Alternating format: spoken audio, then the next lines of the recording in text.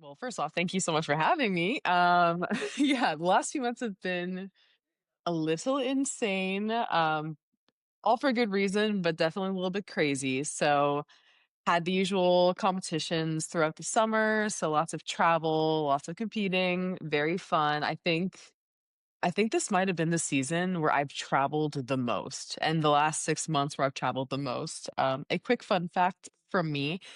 Uh, from May until now, the longest I've been in one spot was when I was in Tokyo for Worlds. Do you know what? That might not be far off us as well, Yeah, I Rich. think We're so. Yeah. we're kind of a Really? bit like you because I guess, because we're covering so much That's stuff. true. Yeah, we're That's like, true. I can kind of relate to that a bit. It's quite nice. You know, sometimes when you've got a stint in one hotel room, at least you're like, well, at least I'm going to make this home. Look at this run right now. Like, I'm actually going to put my clothes in the closet. Like, It's wild.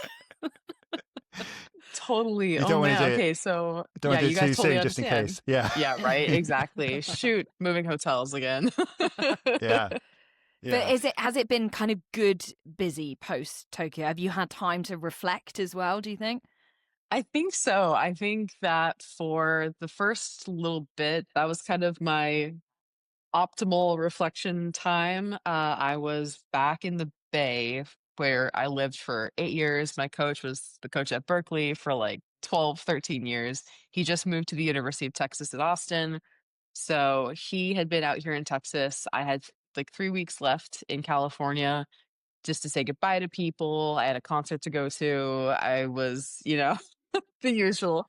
But I think that was the best time to really look back on the season and appreciate everything that had happened and all the people that I'd been able to see, the community I'd been able to build, the places I've been able to go to. I think it's so crazy busy. When you're right in the middle of it, you just don't have that time. You just don't have kind of the opportunity, I think, at some points to fully realize the scope of what you get to do every day. And I always like to say, I just have the coolest job in the world. So, so I'm just going and competing and throwing hammers. But once I was done and I was actually able to sit down and take a breath, it was this moment where everything kind of hit me a little bit more and it made it a little bit more emotional, I think, also when I was leaving. But it's been lots of good things happening since then. Yeah. I If just wonder what the difference was for you as well, Cameron, in terms of going into a major championship and defending a global title rather than going for something for the first time. It's sort of different kind of pressure, I guess. And you did go into Yeah. that as the overwhelming favorite. I mean, you ended up coming out. Katie's quite looking forward to getting into this because she was dedicated commentator on the world feed for your for your final. But you obviously we know what happened when you pulled out that huge throw. I just wonder whether those reflections afterwards. Was there a massive weight off you? Were there differences going into this championships than others before? Ooh. So I think going into actually no, I'll start with this. So my coach always likes to tell me it's a lot harder to defend than to do something for the first time. And I I was feeling that pressure going into these world championships. I think of course like the pressure is high. I'm someone who loves pressure too. I love stress, I love anxiety. That's how I've always competed at my best. I love major championships. That's the energy I like to go for, but you definitely feel the difference, or at least I felt the difference going into Tokyo this year, just knowing kind of everything that predated it and how the last couple of years had been competitively, and also just with how well the season was going. But I think one thing we definitely did quite well this year not only was just staying healthy, not only was being able to have a much more, I think, efficient and recovery focused training program, but I also just feel like was so much more in tune with myself and I was so much more well connected with my throw. Everything really was coming together in the exact way we had planned and hoped for it to. And so leading up to the championship, I was having these really great practices and even my pre-meet was I think one of the best pre-meets I'd ever done before a competition. And the whole time I was just kind of thinking like yes, there's a lot of pressure, but this is also sort of the moment that I've been hoping for, the moment that I've been building for. And I think I'd had a few competitions this year too, where I've had these big throws that were just off. Like they were just out of sector. They were like just a little bit rushed. And so they were all faults, but they were all felt so good, or they went really far out of bounds. And so I knew I had it in me. It was just being able to finally put it all together at the time it mattered most. And as Coach Mo likes to say, we got it done in front of God and everyone in a championship setting. But that it also meant that I got to have everyone I loved there. Like my family was there, so much different than the last time I was in Tokyo. My family was there, friends were there, and it truly was like the most magical moment, I think, for And we me. well, we definitely want to dive into all of that, and particularly your relationship with your mum, which just sounds so special Mm, and so close. yeah. And you talk about her so much, and you're lighting up literally right now as we talk about her. But can She's we the best. can we start with the 80-meter throw? Oh, yeah. Describe it to us, because I think I said something in commentary like never in doubt, but it had been, I think, something like 2 years since we've seen anyone go over 80 meters, and of course special for you in the fact that it was your first time. So I guess I'd love to hear what it was like, and you've kind of described piecing everything together and it all, happening in that moment, but Mhm. also how much you were potentially chasing that in that final as well, or wanting it. So I think with the throw, it was one of those things where, again, I'd had these throws that it felt really good and were going far. I think being able to have a personal best this season was nice. It showed we were on the right track because it's been a couple of years since I'd had one. And of course, they're not always a given. I understand too that as you get older in your sport, they are potentially fewer and farther between. But I think that this year just felt so different, but also in a very good way. I think we took a lot of time after the Olympics building up into Worlds, because I remember sitting in the drug testing room in Paris and I was with my physio, Liz, whom I love so much. And we were just sitting there chatting, kind of freaking out about the whole situation. And I had this little thought of, oh my gosh, we have 13 months till Worlds, which is an insane thought to have when you're waiting at drug testing at the Olympics, but I understand that. I understand. But we had so much time. And so because of that, I think we really tried to make the most of all 13 of those months. We got into it a little bit later because I think coming off the Olympics, like everyone reacts to it very differently. It took me a while to kind of work back into everything and start to feel a little bit more normal again. Post Olympic depression is very real. So we took our time. We really tried to have a good, solid foundational building. We weren't rushing anything. It was a slow and meticulous build into the season.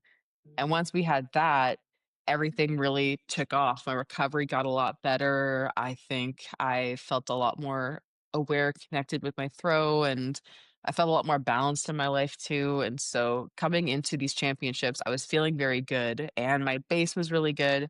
Everything was lining up. So once I got into the circle, I thought I was feeling really good. Like even in the qualifications, I took my throw and I was like, oh, that felt really like effortless kind of, which is so nice. And that's how you want your throws to feel. You don't want them to feel like grindy and really difficult and disconnected. Like it just felt very loose and not easy. No throw feels easy, but like very, Not at but 80 meters just, anyway. and so I feel like I just left qualifications just feeling very confident in myself, which is really nice to feel. And then getting into the final, I had that first throw of 78. And that, I will say, was probably the closest to easy I'd ever felt. And I was like, oh, I think we could do something really big. And so I got into that second throw and I was just dialed right in. It was like horse blinders. Like I thought to myself, if something can go far, it's going to be right now. It's early on in the competition. I have so much energy. Everyone's here. This is it. This is the moment. And I had a similar moment last year in Paris when I was sitting in second. I was going to my fifth round throw. And I was kind of like, it's now or never. It's now or never to make something happen. And I kind of had a similar sort of a similar sort of mentality going into that second throw this year in Tokyo. And so I walked into the circle, and I remember every part about this throw, which is not always a given. Sometimes I Mm. forget my throws. But I remember going through the winds, and I went and I started to like do my turns in the throw, and I'd never felt the hammer move that fast and just feel like it was totally was just like an extension of myself. Like everything was just, it was just moving as one, moving in time. It was like the closest to a great throw I feel like I'd ever felt. And when I released, it just it was like this big moment of not just like releasing the hammer, but of this kind of emotional moment. And so I got really excited. I'm not a big emotional thrower, and like yelled and was cheering afterwards because I finally felt like I did the throw right, because I'd missed so many of them throughout the season. And so I think that's what I was most excited about. And then I saw everyone looking, and I was like, oh wait, I think that actually went far. And then when I saw the 80 years pop up on the screen, it was like I couldn't do anything except fall to the ground and get emotional. Like there was no other response I could have given in that moment than just pure shock. Hmm. Pure shock, pure excitement, pure joy.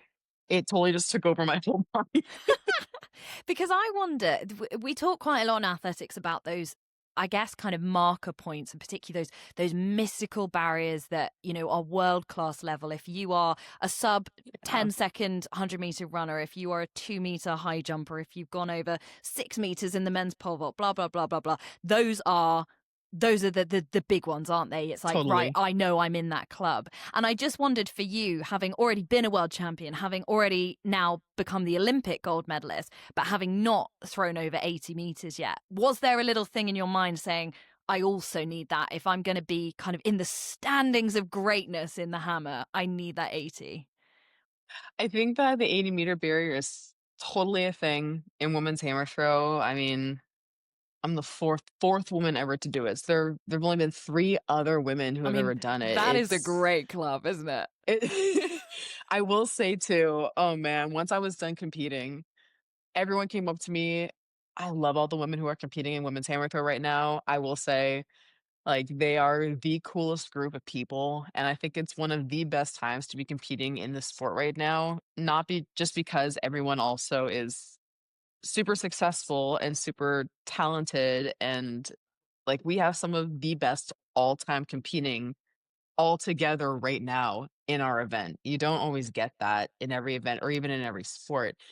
But these women are also just the most amazing supportive people ever. And so I walked out of the cage on my last throw, and they were all there, and they were hugging, and we were cheering, and we were all crying together.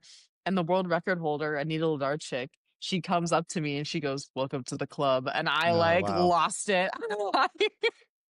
I lost it because like I think it made me like think back to when I was watching Hammer in the Olympics for the first time in 2012. Like I watched her compete. I watched her break the world record in 2016 as well. And it's like I could never have imagined at that point that I would have got to this position, and it was wild. And she is so nice. She gave me a huge hug, and I was like, "I love you so much. You are just so cool. You're just like the best ever. Oh my God, can you please sign my forehead?" She's like, "Please stop. Please stop. This is embarrassing." We also still have four throws to go. So. We Yeah, still, yeah. yeah, please, come on, get it together. But but it was amazing. And then Deanna Price, like she lifted me up afterwards and swung me around. This is the tradition now with us. But I actually came out of my throw, out of that 80-meter throw. I like peeled myself off the ground finally once I saw that it had been 80 meters. And she came up to me and she gave me a big hug, like a big bear hug, and then like put me at arm's length. And she was like, "I'm so proud of you. Baby, you got to lock back in. We got 4 more throws." And she, but you need to hear that because we still did have 4 more throws. Anything can happen on those 4 Mhm. throws. I knew the competition wasn't over, but it's for it to happen that early and then to kind of get back in focus was a definitely something that I think I need to work on a little bit more. But it was a good reminder to When it happens have. again, yeah. Yeah. Well, because Yeah. I guess you'd never had that before, had you? Something that profound, like that big in the second round. Not really. Usually my best throws actually come on my 5th round throws. We found out. So so second was a little bit out of the ordinary. But it was also, I mean, it's a good skill. Like you never know when those big throws are going to come and when they're going to hit. And so it was then good to be able to get back into focus. And I remember trying to like as I was walking over to my coach and he was like, "That was great. Do it again." I said, "Period." That's such good advice. Period. Can I ask about something you said that I find really interesting about the feeling that you had, about almost feeling like at one with what you were doing, with the moment that you threw that 80 meters? Because most of us haven't thrown a hammer before, and it's a very different throwing event in that it's not an extension of your arm and release. You've got like, on a chain basically, and so I imagine most of the time, a lot of the time, you can feel completely out of control, that it's weight away from your body. What is that? Do you sometimes feel that? Do you always feel like you've lost complete control of your body? Or, I mean, what is that? We can't understand what that feels like, to then feel Totally. like completely that you've nailed it. And even then, I've read a quote that you said you looked back at the video and you're not completely happy technically with what you saw. You're calling me out right now. Um, so I think on a really good throw like that, and I will say too, like, yes, it was the best throw I've ever taken. However, I've also felt this way on other throws that had been sort of at that achievement for myself and in my career. Like most of the personal bests that I've had have all felt very effortless and just like they just happened. And even the first time that I hit 78 meters, I was at UCLA, it was 2023, and it was freezing cold. I remember that. They put all the men and all the women together, so it was very, very long. That's not a very that's not standard. So it was like an extra long sort of lineup of throwers, and then it was so cold. I was like, "How is it this cold? It is May. We are in LA." Um, truly have lost all the Canadianness in my body at this point. It's kind of sad. But I just went it was the 5th round throw and I'd gone into the cage and I just kind of like went for it, I guess, if you will. And similar thing, like everything just was just very connected and felt very effortless and it all came together again. And that feeling, you can get that feeling with anything. I feel like it's the same feeling truly as just you finally accomplishing something that you have worked so hard for and that you truly believe that you can do, and then nailing it. Like it's I don't know, you feel that way in presentations, you can feel that way if you're like baking something for the first time and it goes according to plan. I don't know why that came to mind. I just love to bake. um any kind of project, any kind of anything, like when you've planned for something for so long. Like for me, I'm almost at my 14-year anniversary of starting hammer throwing. Yay. And and so like for 13 and a half years building up to this moment and going through all the trials and all the tribulations and the challenges and the moves and the practices and everything that kind of led to this moment happening, and then to actually have it happen and to kind of seal in that understanding within yourself, like I actually can do this. Like it wasn't, you kind of have to be delusional that you can do it sometimes, but it is like confirming, oh, like I can actually make this happen, I can do this. And then going in every single day with all of your people, like your support team and your friends and your family who are there telling you you can do it too, and then finally actually accepting that yourself. Like it's a whole process, but for everything to come together on that one throw and in that one moment, it just feels so magical. It feels so magical, especially to do it in a huge stadium with so many like devoted and dedicated track and field fans who have had their own history of loving hammer throw in Japan, like with Koji Murafushi, absolute icon. Love him so much. I'm such a fangirl. And he is like one of the best of us. He's just such a kind human being. He is so amazing as an athlete and, you know, truly someone you want to root for. And so for I think all the Japanese fans and all the other fans who had come out from across the world to just like be there to cheer us on in that moment, it means so much. Especially as a hammer thrower in a time when we're fighting for more opportunity and marketing and all that. I feel like I'm getting so off track right now. Either way, the moment was amazing. No, do you know what? You're kind of predicting our line of questioning, which is great because we were definitely going to go into that. I actually wanted to touch before we maybe talk about the future of hammer and what we could do. You talked about losing all your Canadianness, but actually it feels like hammer and Canadianness right now are like intertwinable, if that's even a word. Like that. Yeah. So obviously we've got This is Ethan and I. Exactly. So Ethan Kasberg, for anyone listening who might not know, he's also the world and Olympic champion, also from Canada, also competes in the hammer. I mean, it kind of feels remarkable from an outside perspective. I'd love to know the insight from the Canadianness, you know, on the ground, aka you, Camryn. What's going on here? Has this been coming, or is this the wackiest coincidence ever? I feel like I need to be sipping from a bottle of maple syrup right now. And riding a moose if it's all riding preferable. a moose. That would be great. This is it. Yeah, next time, guys. Eating a beaver tail as well. Yeah, all those things. We can't forget the beaver tail. One of my and favorite the things. poutine. Oh god, yeah. Load it all on. I love my people. I love my country. You know what's funny is that everyone's like, what's going on in Canada? I'm like, I don't know. but I think so. I had an amazing coach when I was first starting out my career, Richard Collier, amazing man. And then once he passed on, his son Garrett took over at a club and then coached me through the rest of high school. And then when I was coming back home from college, and even before then, we had Dr. Bondarchuk, he has written books on hammer throwing. He's done a ton of research on hammer throwing. He was a hammer thrower during like Soviet era. And the Soviets do have two of the best hammer throwers of all time. And I think all that is to say, like, there were a lot of very dedicated, passionate people who were able to lay the groundwork and the foundation a long time ago for this community of throwing to be built upon over time in Canada.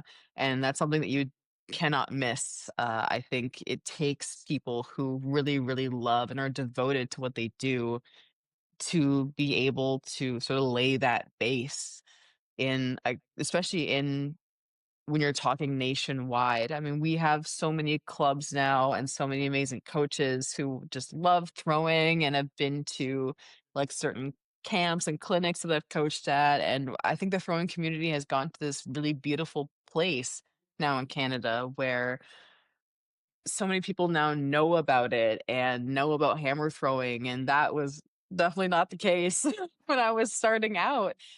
And it's just to see how much success that we've gotten, and not just with Ethan and I, but also with like Sarah Mitten, our shot putter, and like Rowan Hamilton, who's an Olympic finalist in the men's hammer throw from last year. And we just have so many of these. And Jillian Weir, our other Canadian hammer thrower, who is absolutely iconic and an Olympian. And we've just had these amazing throwers come out, and all together, I think we've been able to help grow and uplift this amazing community that we have. And I don't know, like everything matters when you're trying to bring something bring something together like this, especially when it's such a niche sport like hammer throw. Like so many people are like, how did you get into that? They asked a lot more nicely than that, but they're like, how did you find hammer throwing? It's a weird pastime. It's a very interesting hobby. Um, But you'd imagine but the people that are going to start Hammer now because of what you two have done over the last couple of years, that could be a monumental kind of change for the country and for track and field in Canada. I am telling you, one of the most rewarding feelings I've ever felt in my whole entire life has been going into my messages and even my message requests on Instagram, on Facebook, on I don't go on Facebook that often, but okay, mostly Instagram. But I have had like young girls reach out to me, like moms reach out to me, some dads reach out to me, and they go, "We've been following you and your content for a little bit. Like, congrats on everything. We didn't know about hammer throw really until we started following you. My daughter today told me she wants to start throwing." And it is the most unbelievable, I'm gonna get teary-eyed, but it's the most unbelievable feeling in the world, and I think for me, like, when I had started, I had gone out as, like, this like, I didn't really expect to go out, I guess, and try hammer throwing. I just decided very, very last minute one day that I wanted to go out and see what track and field was all about because my mom, hairdresser, tons of clients and friends who were part of our local club, and they kept being like, "You should come out and try running." I was like, "I don't know about that." I don't know about that. But I finally went, and the very first person that I'd met when I went there was my first throws coach, Richard. He was the first person that I saw at the track, and he brought me right over to the throws, and I got to see everyone practicing. I got to see the camaraderie. I had never done a sport before, and I feel like I also hadn't really found my place of belonging yet either. Um, and so it felt like the place where I could really be myself. And I think knowing how much it's changed my life and just the people that I know, the experiences that I've had, thinking that this could be the future for some of these people who have reached out to me too is kind of mind-boggling in the best way possible. Um, but it means the world, and I think for so many people now to know about the sport and be supporting it and rooting for us is just incredible. It's the best feeling, and then also knowing that the we have some pretty cool athletes who are going to be, like, coming up in this sport as well and who just wanna try it and tell other people about it and continue this path, that has been, I guess, being laid for decades, that we are simply laying more stones on right now and hoping to help continue forward. So it's quite amazing. It feels like there's a real camaraderie going on inside the Canadian team as well at the moment. We've spoken to Evan Dunphy, who we know. Love. I mean, everyone does, right? I mean, He's the best. and Marco Arope as well, and who's just who had that sort of quiet leadership style when he was Gosh, I named team forgot. captain once. We've interviewed the majority of the Canadian team. Probably, actually, yeah, I in think this so. Yeah, season. it feels like it, doesn't it? But I feel like everyone's so You like the supportive. Canadians? Who doesn't like the Yeah. Canadians, you know? I will say. Everyone We have feels a so great team. supportive of each other as well. Like, so that must Yeah. be, I mean, it just feels like a nice place to be, a nice sport to be. Not every sport, not every nation can say that kind of thing. It feels like, No. I guess if you're watching coming up in the sport, it's actually somewhere you really want to be. So just building on what you were saying before, it just gives that inspiration Definitely. to younger people who want to get into sport. I think it's just a nice thing. Can I ask you about going forward? Because you were talking about how hammer is one of the things that's really trying to, it's competing for attention. We know about what happened with Grand Slam track and the field events and stuff, and we don't even know if that's going to come back. So that could be something we don't see again as a conversation. But I just wonder for you as well, for the hammer, the off season is a lot longer than most of the field events. You can't have an indoor season like shot can, for example. No. I think I looked at your results, and I might be wrong, but I think from 23 to 24 and 24 to 25, you basically had like 9 months of no competition between, or roughly like 8 or 9 months, because you finish like You're right, though. you finish the major championship, and then you start your build basically to another major championship, don't you? You have done for those ones anyway. So Mhm. I just wonder, that's a lot of training without competition, and competition often is what keeps athletes motivated. So you can get in and get that feel of it. How do you stay focused for that longer period with one end goal at the end, really, when you have such a long off season? And what do you do outside of the sport, I guess, to try and make sure that you can stay focused on that big goal? For sure. It's an interesting sort of schedule, very different from a lot of other sports, and something that you do get used to, but it is kind of funny to think that we do spend the majority of our time just training and not competing. So, and I think especially looking at this upcoming year as well, it'll be very different. It's what I know a lot of people are referring to as an off season for us. Not for the Commonwealth. Not for the Commonwealth. I know that'll be really fun. I think it's at the end of July. I think it starts at the end of July. I'm Yeah. pretty sure I Yep. compete at the very end of July too. So that'll be really fun. But it's been a sort of crazy 5 years of competitions. So obviously we had COVID in 2020. 21 was the Olympics. 22 was Worlds in Eugene. 23 was Worlds in Budapest. 24 was the Olympics in Paris. And then this past year, 25 was Worlds in Tokyo. Had enough. Had enough for now. We are sick and tired, though. Yeah. But there has been something every single year, which I think is great. I honestly prefer it just to have something big to build up to, but people are referring to this year as like an off year. And that's just because we have no Worlds and no Olympics to be sort of aiming toward with our championship season. And so I think with looking at this upcoming schedule, like we don't have a schedule yet, but it's definitely going to be a little more interesting. It's going to be more individual meet focused, and then we'll have Commonwealths. But then, yes, they have the Ultimate Championship this year. Yeah. I will say I'm very happy that the events who got invited to go. Yes. But they're getting a lot of support. I love that men's hammer throw is in the championship. I think it's a different layout inviting. I think they're only inviting top 12 to go compete in a straight to final format. I think that's what I remember reading for the Ultimate Championship.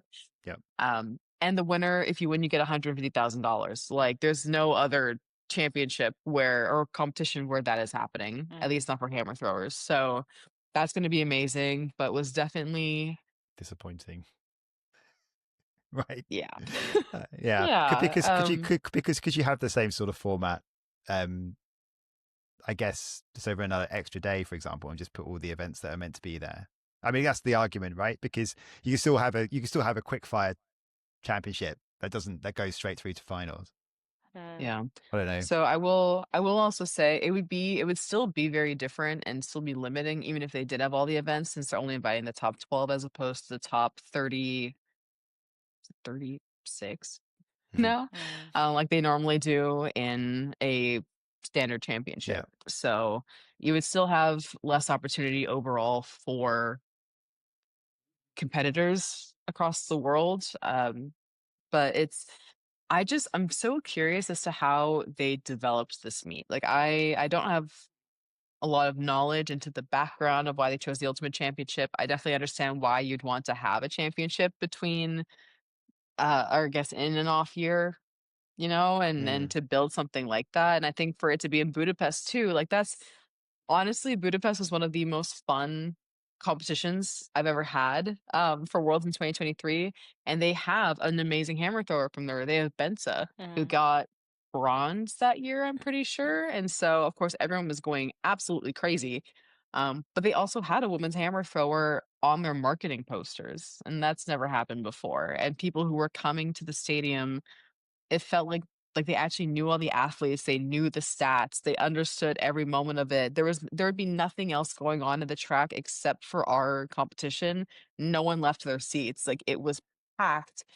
It was so much fun. And I think that for any championship, to limit the events in a sport that is already like they're already starting to do that at other competitions too. Like it's sad to see, and for an event like mine, like with hammer throwing, where the opportunities are already limited, the number of times to compete already limited, the prize money and funding is already limited, the marketing is limited. Every time that something like this happens, it's just it hurts like Mm. more and more just knowing that it's like obviously it's not just myself getting affected, it's everyone who's competing in women's hammer throw and in hammer throw in general. And I think that there's so much that we could be doing to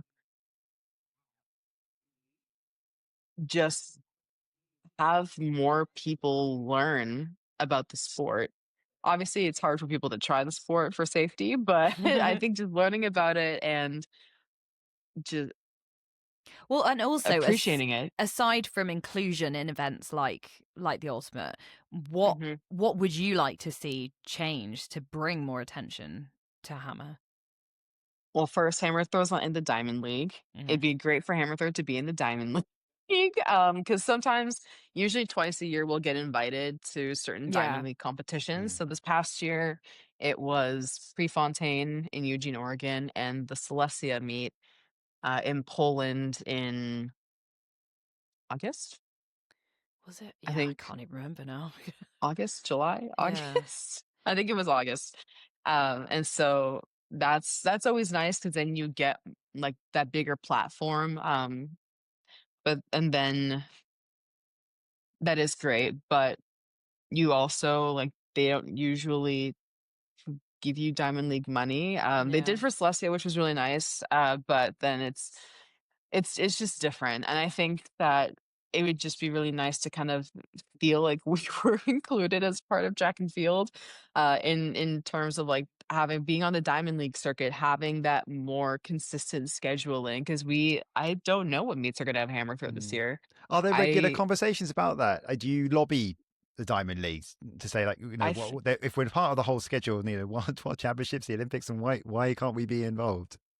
so okay, so actually a couple weekends ago, I was in France for a coaching conference along with my coach, Coach Mosatara. And I was talking with Catherine Kloss, who absolute icon, German hammer thrower. She threw 70, oh, what was her PB? 77? 77, 76, 77 meters? Was it 78?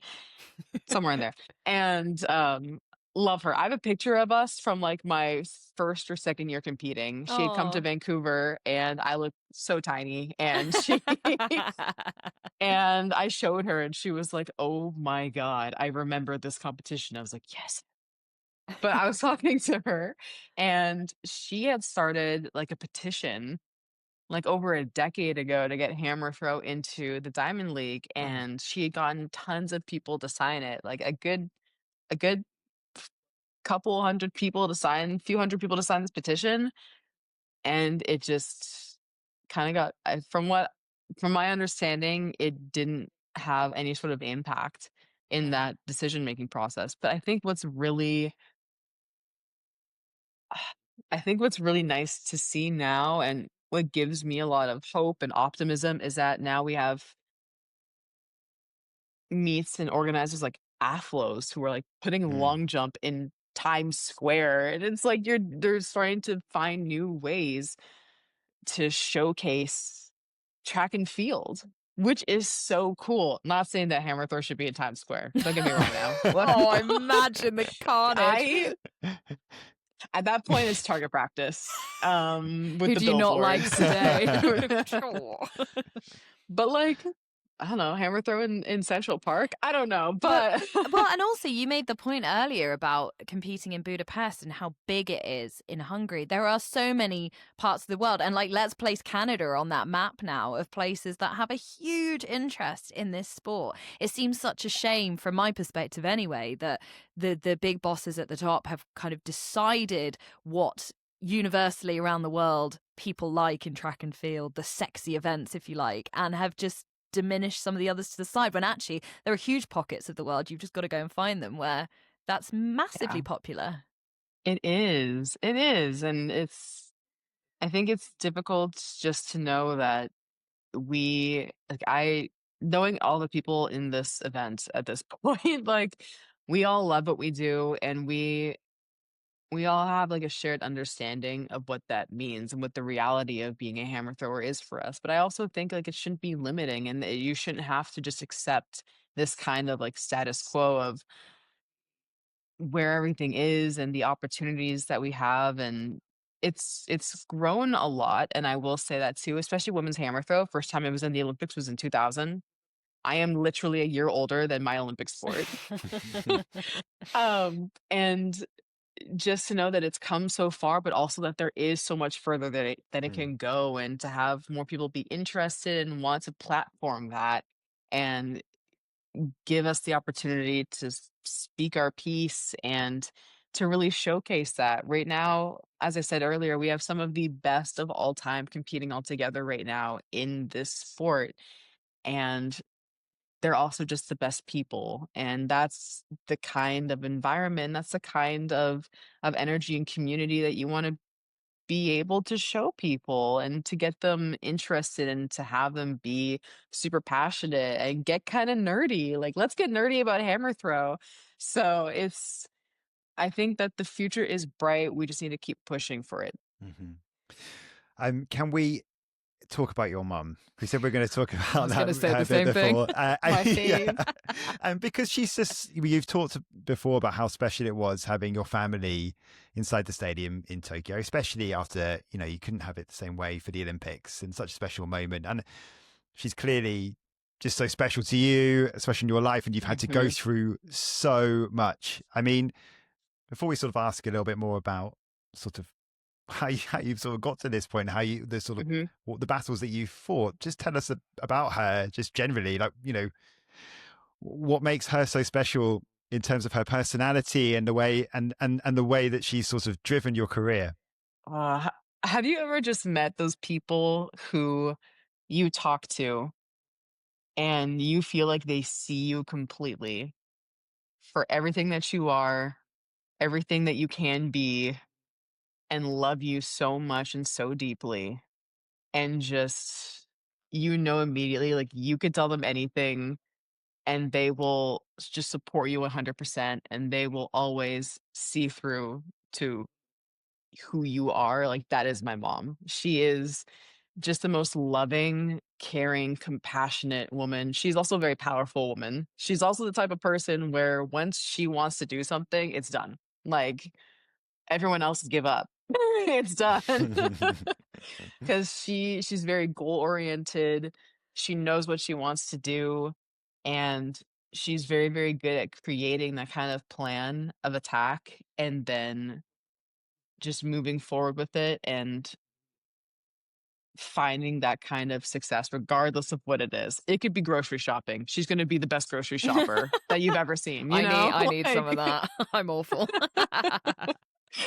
And it's just, I think just for her and someone like her to be my mom, like, it's incredibly inspiring. And just to know that she's someone who has always fought for me and for us and for the future she wants for us, and fighting for the kind of person that she wants to be and that she wants me to be. Like, it's truly it's kind of like there's no other way to go. Like, she has a vision, and she will move heaven and earth to make it happen. And that's the kind of person that my mom is, which is very, I think, for being an athlete, it's fantastic, but it also, like, in other regards of life, it's also like she just wants you to be the best because she knows that you can be. She sees all the ways in which you can fully reach your potential, and the impact that that can have on so many other people and on community. And I don't know, she just makes you want to be a better person. Yeah. What's she like watching you compete? Does she get nervous? Oh, anxious as hell.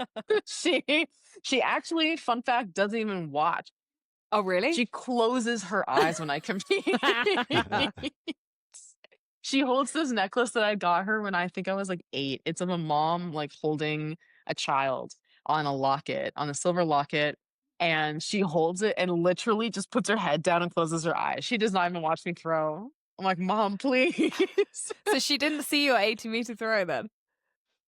No, No. Not missed the live whole anyway. thing. So she's like, really hope someone got some good video of that or else." But it's just her thing. It's just I'm not a huge what's the word called? I think it starts with an S. Help me. Help me. Like I don't Like believe. superstitious? Yes, Yeah. that's the one. Thank you. I'm not a very superstitious person, but she is, and that's how she feels like she's helping. I'm like, you know what? Do your thing, Mom. And maybe that is what made the 80 happen. I was gonna So say, now who am I to say? she can't do anything else now forever Exactly. because She's locked in. it's gonna ruin it all. Eyes closed. She'll never see me throw again. But it hasn't always been like easy for you guys, has it? I mean, it's always been you two together. She was a single mum raising you.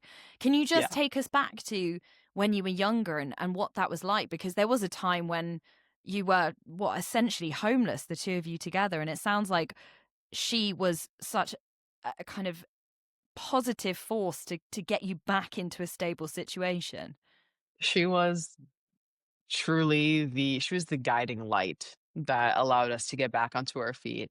And yeah, I will also say before going into that, I probably was not the I feel like I was a very stressful child for her. Not because I was a bad child. I think I was a very good child. She likes to say that too, where I'm like, yay, look at me.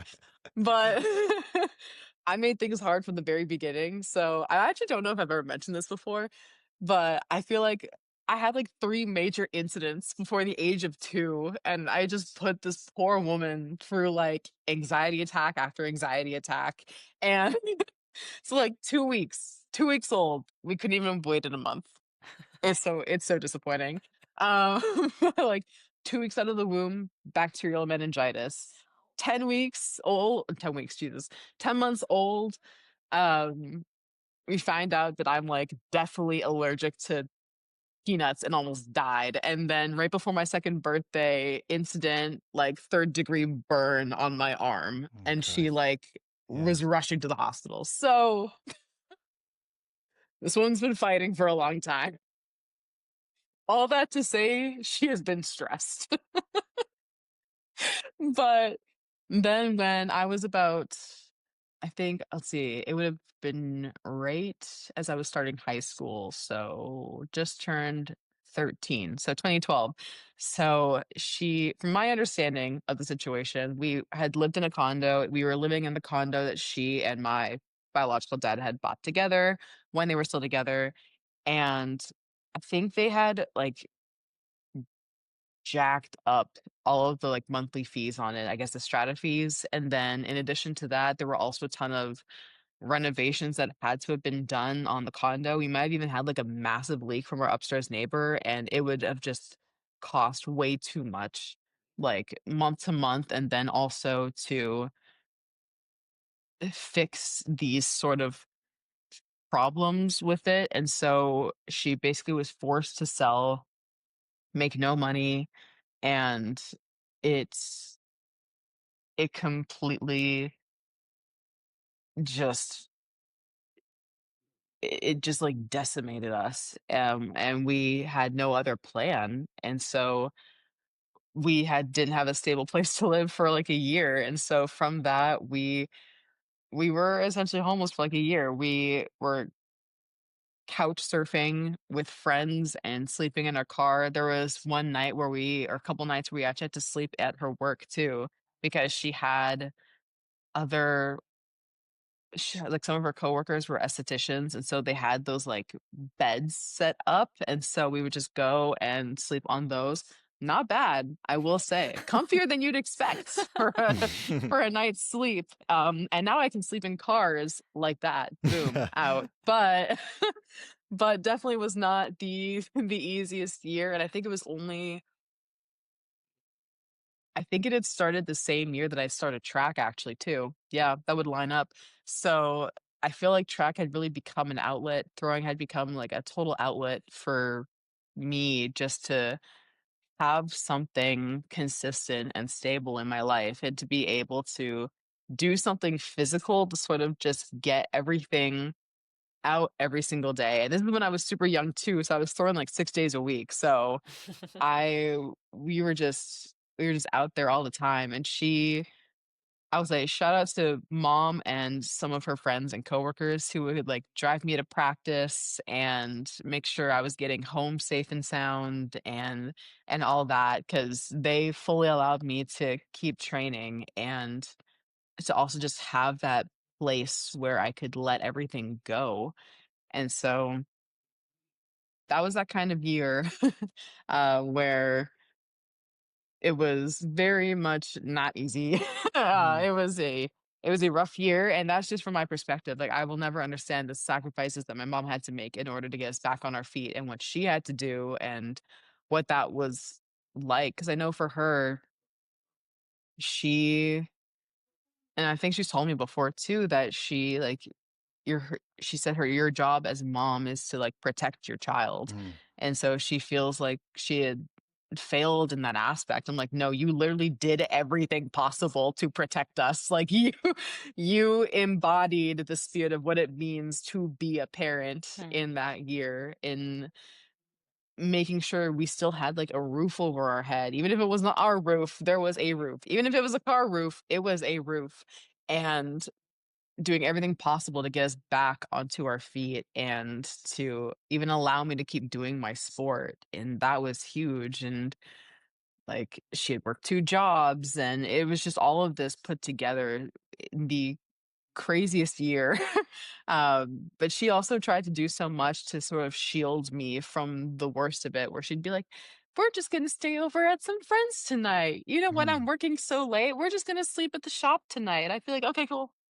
That's exactly Yeah. what I was going to Okay, say. great. I was exactly going to say that, because I think every parent, I'm a parent of a nearly 6-year-old, and I think that every parent, the one thing you want to do is protect them. And I think you, before you said that, I was literally thinking, I was wondering what your perspective was and what her perspective would be about that whole situation. And you saying things like, from my understanding and from my perspective, and this is what was going on. And so she literally done all those things to try and protect you from any of the outside stuff, so you could continue being a kid and you could continue Yeah, doing what you wanted to do most. And I think that's incredible, really. And I think unbelievable. amazing then to then find, you deserve that chance when you find that community that really sort of helped to bring you up as well, right? So and we've seen Absolutely. the Instagram videos and pictures that you put up recently about revisiting that place as well. Can you tell us about that community? All the things you've gone to get to that point, and then how it kind of continue to make you who you are today. Absolutely. So, yeah, I'm gonna shout out to two organizations, actually. One of them being Kids Sport, and they're a fantastic. They did not tell me to do this, by the way. Simply, like, they just had a huge impact in my life. Kids Sport helps support families financially to help like kids continue sport. They single-handedly, like, for that reason, they allowed me to be able to keep doing my sport and like pay club fees and things like that. But for, I think, the really, really big one that changed our life a year out later, was More Than a Roof. And so, in around, I think my mom had applied for housing at this with More Than a Roof. It's like subsidized housing. Mhm. She had applied. We weren't sure if we were going to get in, because I know the waits are very long. There are families who are so deserving and need that stability and need these homes. And we just weren't sure if we were going to get the call. And so I think it was just one day they had reached out and been like, we reviewed your application. We want you to come by and tour the place and what could potentially be your future home.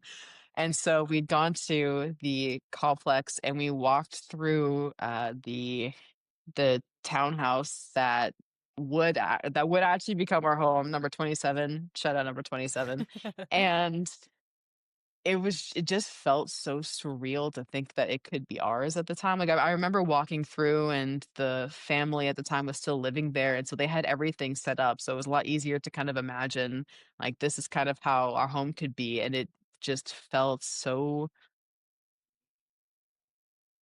odd, sound like To say it felt odd, I think maybe sounds weird, maybe it sounds bad, but it did after a year of just not having any of that. It just felt so weird to me to, like, walk through and be like, "We could have a home? Like, this is gonna be our Hmm. home?" And when they finally told us that our application had been, approved, like, I know my mom just broke down, and I was like, "Oh, yay, we have a home." But, as my little, like, 13-year-old self, 14-year-old self, but it's it was that Mm, it was that moment that she had single-handedly fought so hard for so long, and I think when we were moving in, she had tons of her friends come over, and we had put some of our stuff into storage and had to sell a lot of things, so they come over and been like, "I have this old blah, blah, blah, like, here you go, like, for your new house, like, take this lamp, take these chairs, take." And I think very quickly we built a home, and then I think to have some of those, like, items too that had just been, like, given to us, it truly was a home that was shared with us by a community, but also from the inside out, built up from our community as well. And so it truly is because of all the people we've had in our life that that home could even be a possibility for us. And so we lived there for 10 years. I think 10 years we were there even when I was going through college, and then she met her, well, not met, but they I think it had her ups and downs, and finally, like, settled in with her now husband, who I call dad, very cute, it's very cutesy.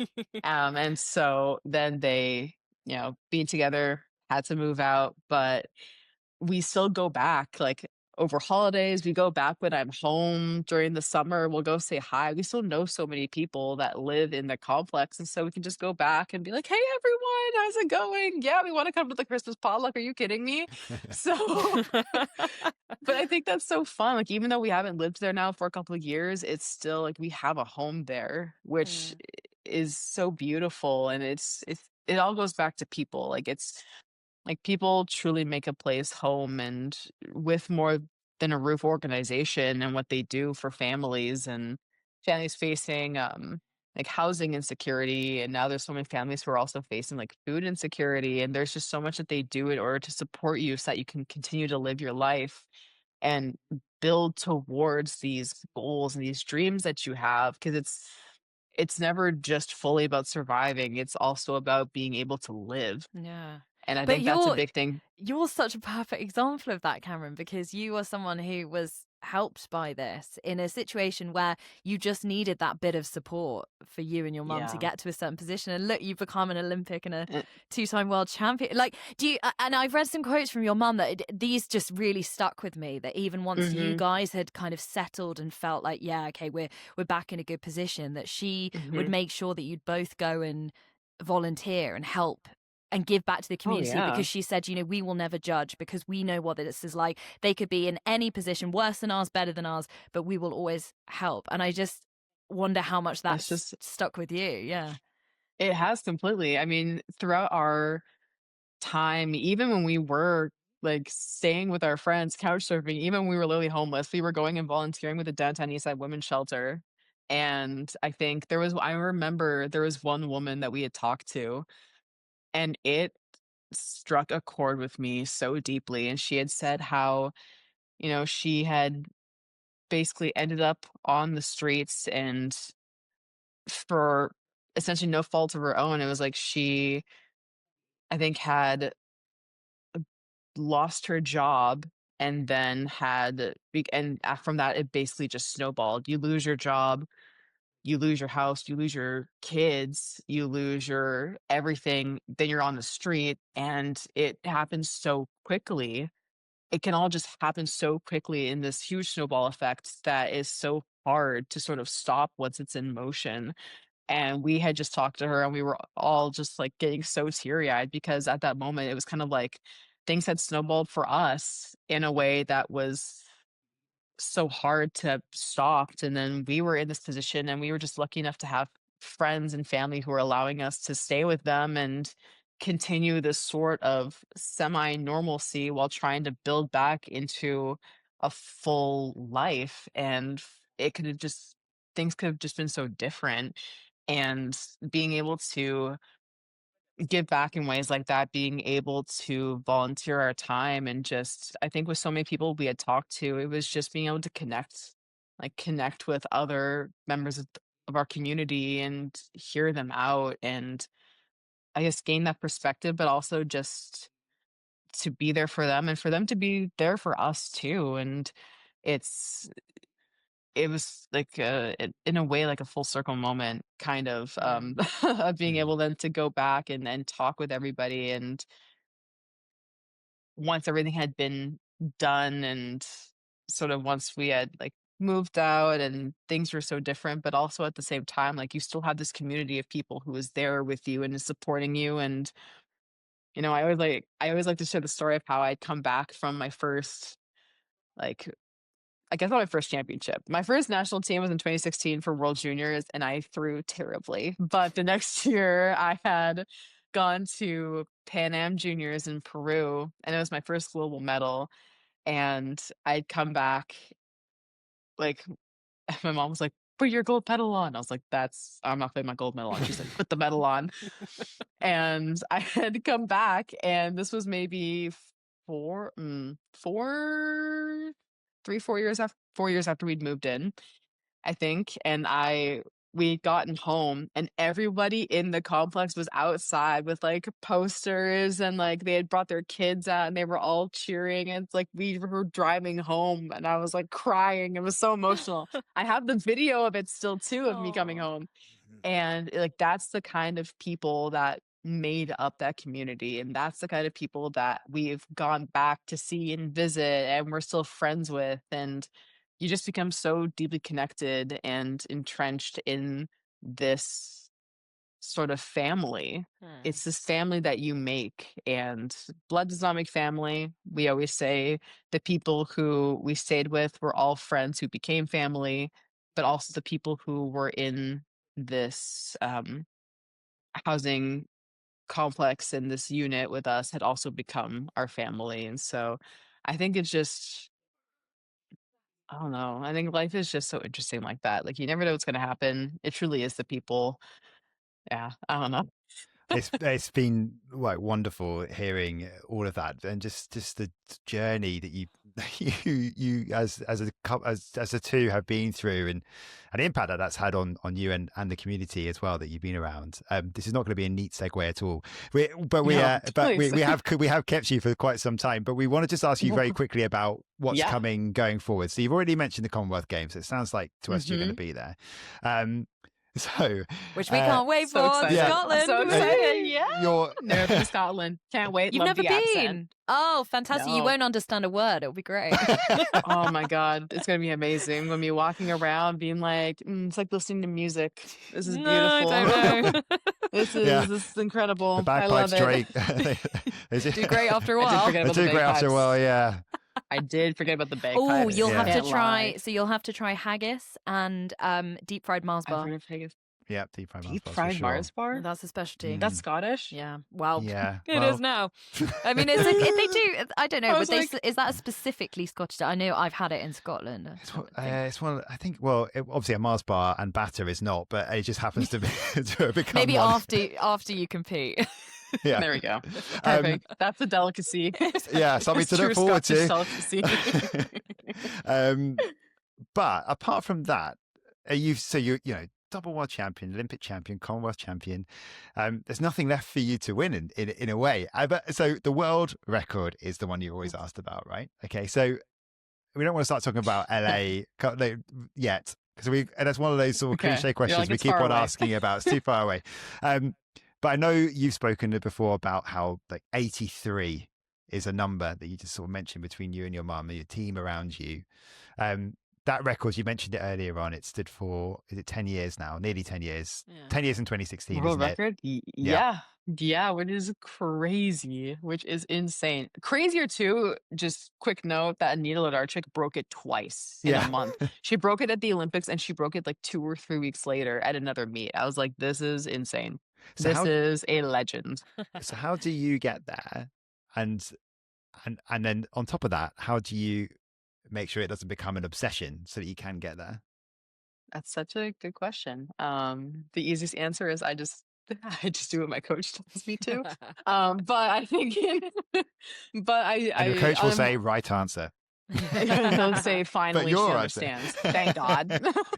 It took 14 years, thank God. But in all seriousness, I think that these last few years have really shown us that we are on the right trajectory, that we're doing a lot of the right things. It's just being able to hone in on those, make them maybe a little bit more efficient, fix certain little technical things I'm doing wrong and other like recovery things and just staying healthy. Like the at the end of the day, it's staying healthy. That's the most important thing. And I think we've understood now, like I know when you're younger, it's different because you're trying to build fitness and build experience. The best way to get better at throwing is to just throw more. So I was just training all the time, and I'm always that person who'll be like, one more throw. So now we are much more forgiving. We're like, okay, maybe let's cut practice today. Coach will be like, you look awful. We're stopping practice today. And definitely a better, I think, outlook on training as a whole. And in terms of training life balance too, like I'm someone where if I'm just training, I will go crazy just a little bit. And I'm very grateful to be able to train and have that be like my main priority and the thing that I'm super passionate about and be able to do in life and for my job. But I've also been able to work the last couple of years. I worked for a year as a special education advocate alongside an attorney. I worked in our Cal Athletics compliance department over the spring when I was still there. And now I'm looking for something else here in Austin, ideally remote. Everyone, I have my resume if you need to see it for a job. But What sort of I thing would do you like to think do? Like, and what do you see yourself doing in the future after you retire when this sport is gone? so. I've been very interested in law for a very long time. I'd love to go into law. Um, but even things that just focus on policy work and I just love it. Like I love the paperwork. I love the reading. But I really do love being able to focus in on so athlete of me, but like to focus in on like a main issue, to research for it, to build like facts and a case around it, to be able to argue for it, to be able to help make someone's life better and hopefully alleviate the barriers that are preventing them from finding that sort of solace and that kind of solution to an issue that they're having. So I that's something I'm very passionate about. I've been able to have like super cool experiences. I was able to go to Congress actually in May with Cal and be like a representative of Cal Athletics alongside some other universities and help advocate for federal student athletes name, image, likeness policy and legislation. That was incredible. Got to talk to like congressional staffers and senators, and Wow. it's just work I love. Basically, I love to yap. Which is I love to perfect yap. for a podcast, right? Oh, I'm that's so sorry if there were like 10-minute long runs where I just kept going. You're like, all no, right, but it's come on. fantastic. And actually, that feels like a perfect place to end in a way because we've been talking about full circle moments for you at multiple times through your life and your career. And actually, that feels like the biggest one of kind of where you guys started, the journey you've been on, Mhm. and now giving back in an even probably more meaningful way than maybe sport can as well. Although I think sport is so powerful, and that could be a It whole other is. conversation. But yeah, you know what I mean. It truly is, though. It transcends cultures. It transcends borders. It's applicable to people of every age, regardless too of your level of experience. It's something that I think everyone can connect with so deeply, whether it's something you're actively participating in, whether it's something that you like to watch. Sport truly does connect us all. it's very magical in that sort of sense. And I think being able to have had the life that I do because of sport and to meet so many people because of it. And now I'm also able to, I don't actually know if I'm allowed to talk about this. I'll briefly just say that the More Than a Roof organization, the ones who, they provided my mom and I the place to live for 10 years. But I'm working on something with them, like a project with them that will hopefully help other families in the future too. And just being able to have that sort of, I guess, role in our community and to be able to give back, but also give other people hope, I think, for a better future for themselves and for their families. Like, it's something that's so meaningful to me and to my mom. And it's just something that we love to do. Have being being in that position for so long and building our life back up and seeing where we are now, knowing that that could be the same situation for somebody else, and they just need that little bit of support, that little push. And just being able to connect with someone who says, "I get it, like, I understand," it could make such a huge difference. So, I love it. I'm very lucky to be where I'm at and very grateful for the people who are in my corner and in my life. And I don't know, it's just there's a lot to be happy about.